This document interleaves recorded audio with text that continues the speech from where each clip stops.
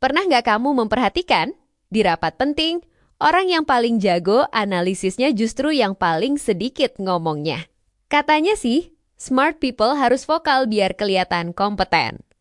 Tapi kenyataannya, banyak manajer terbaik yang kita temui justru orang yang lebih sering diam. Dalam video ini, kita akan bongkar alasan psikologisnya. Dan bagaimana hubungannya dengan organisasi? Kenapa ini terjadi? Dan bagaimana cara membedakan yang diam karena berpikir strategis dengan diam yang karena tidak mampu bekerja?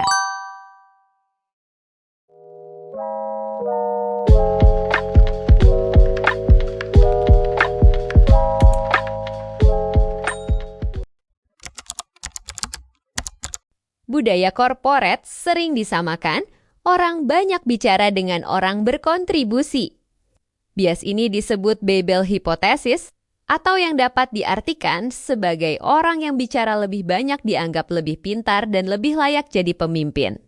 Padahal riset menunjukkan tidak ada korelasi kuat dengan kualitas ide. Akibat bias ini, tempat kerja kita terjebak dalam benturan dua tipe pemimpin. Yang pertama, yaitu the loud performer. Tipe yang berpikir sambil berbicara.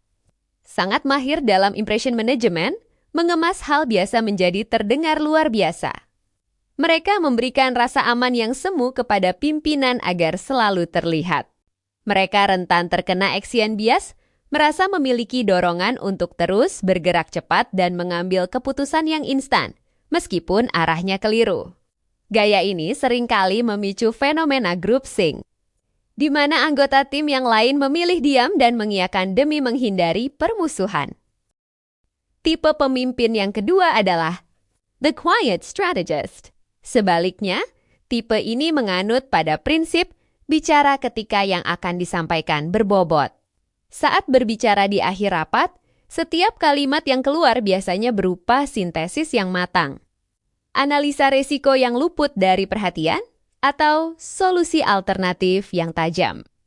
Lalu, dari dua tipe tersebut, yang mana tipe kepemimpinan dirimu?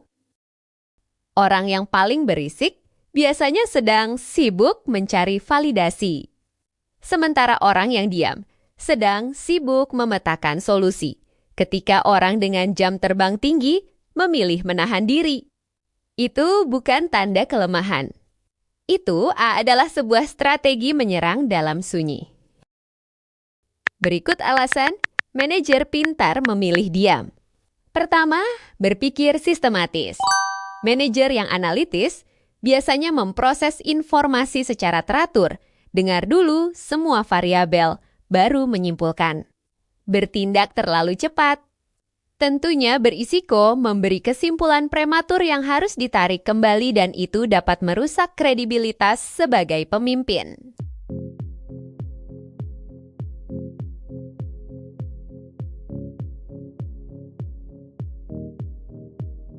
Sedikit berbicara untuk dampak yang besar. Semakin senior seseorang, semakin besar terhindar opininya dari chilling effect. Sebab, kalau manajer langsung memberikan pendapat, bawahan akan berhenti berpikir secara mandiri. Sehingga dapat menutup ruang bagi bawahan untuk merasa terlibat. Sehingga, diam dapat menjadi taktik sengaja agar tim berani mengeluarkan pendapatnya masing-masing. Pandai memilih. Yang perlu ditanggapi.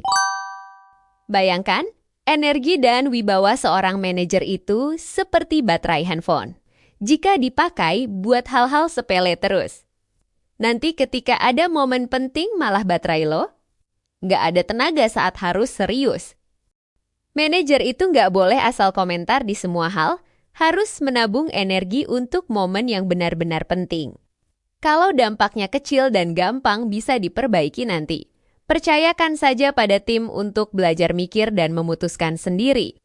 Kalau dampaknya besar, dan susah ditarik balik. Disinilah manajer wajib buka suara, tegas dan jelas. Sudah melewati fase butuh validasi. Seorang bawahan cenderung banyak berbicara untuk membuktikan kalau dirinya kompeten. Berbeda dengan manajer senior, yang percaya diri dan tidak butuh pengakuan verbal instan. Karena kompetensi mereka sudah terbukti lewat hasil kerja. Bukan hanya di meja rapat. Sedang melakukan observasi sosial dan politik dalam tim. Ada 3 hal sederhana yang diamati oleh manajer ketika sedang diam.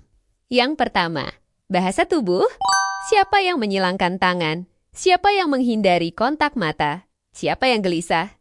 Semua ini akan memberikan petunjuk siapa yang nggak nyaman atau nggak setuju walaupun mulutnya diam. Yang kedua, aliansi atau pertemanan dalam bekerja. Siapa yang selalu memberikan respon positif pada ide kita, siapa yang kompak membela satu sama lain. Ini sangat penting agar manajer mengetahui peta dukungan sebelum dia membuat keputusan besar. Terakhir, konflik yang belum terlihat.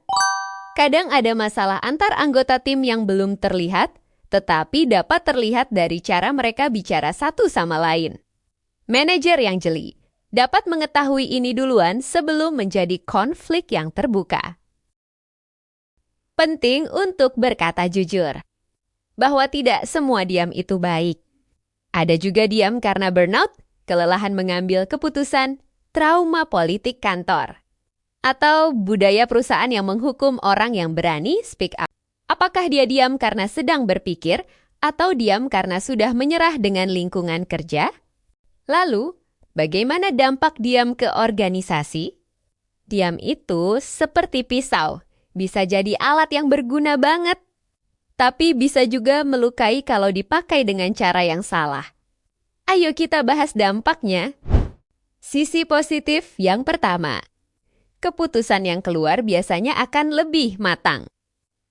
Karena dalam mengambil keputusannya, setelah melihat dari berbagai sudut pandang. Selanjutnya, tim menjadi lebih berani untuk ngomong dan berkembang karena nggak ada suara dari yang kuasanya lebih besar saat rapat. Contoh sederhana, kalau manajer selalu diam dan ngasih kesempatan bicara stafnya, lama-lama tim akan terbiasa berpikir solutif, bukan nunggu arahan baru bekerja. Sedangkan dampak negatif dari diam ini juga berpeluang menjadi bumerang. Permasalahannya adalah orang lain. Apalagi atasan atau orang yang lebih senior lagi, sering salah memahami diamnya kita. Kadang dianggap sebagai orang yang nggak peduli atau nggak punya inisiatif. Hal ini dapat membuat manajer yang sebenarnya kompeten malah dianggap kurang memiliki bakat leadership saat dievaluasi. Tentu ini penting untuk naik jabatan, padahal alasannya hanya karena dia nggak sevokal orang lain. Hal ini dapat membuat manajer yang sebenarnya kompeten malah dianggap kurang memiliki bakat leadership saat dievaluasi. Tentu ini penting untuk naik jabatan, padahal alasannya hanya karena dia nggak sevokal orang lain. Ironisnya, ketika orang ngomong dianggap lebih kompeten ini terus berulang di level yang lebih tinggi, manajer pendiam bisa kena dampaknya 2 kali. Sekali dari bawahannya, dan sekali lagi dari atasannya. Lantas, pertanyaannya sekarang, bagaimana menyikapinya?